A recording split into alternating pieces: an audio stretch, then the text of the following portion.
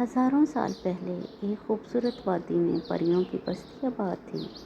ये वादी रंग बिरंगे फूलों, नीले झरनों और खुशबूदार दरख्तों से भरी हुई थी।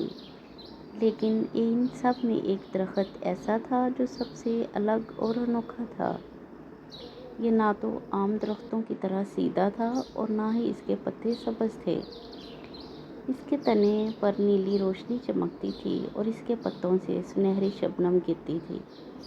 वादी की परियां इसे जादुई दरख्त कहती थी। ये दरख्त खास इसलिए था कि जो भी इसके नीचे बैठता, इसके दिल की सबसे बड़ी ख्वाहिश पूरी हो जाती। लेकिन एक शर्त थी, दरख्त सिर्फ इन लोगों की ख्वाहिश पूरी करता जो सच्चे दिल के होते और किसी का बुरा नहीं चाहते थे। एक दिन वादी के बाहर एक लालची जादूगर का गुजर हुआ। इसे जादुई दरख्त के बारे में मालूम हुआ तो इसकी नीयत खराब हो गई। वो दरख्त के पास पहुंचा और कहा, ऐ दरख्त, मुझे दुनिया का सबसे ताकतवर जादूगर बना दे। लेकिन दरख्त खामोश रहा। जादूगर को गुस्सा आया।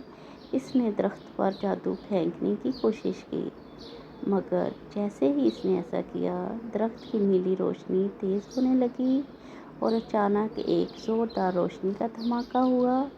जब रोशनी खत्म हुई तो जादूगर खुद एक छोटे से पत्थर में तब्दील हो चुका था। ये देखकर वादी की परियां बहुत खुश हुईं। इन्होंने दरख्त के गिर्द खुशबूदार फूल उगा दिए और इसके नीचे बैठकर गीत गाने लगीं। तब से वो दरख्त मज़ीद चमकने लगा और इसकी रोशनी वादी को हमेशा रोशन रखने लगी। ये कहानी हमें सबक सिखाती है कि सिर्फ वही लोग सच्ची खुशियों के मुस्तहिक होते हैं जो दूसरों के लिए भी अच्छा सोचते हैं।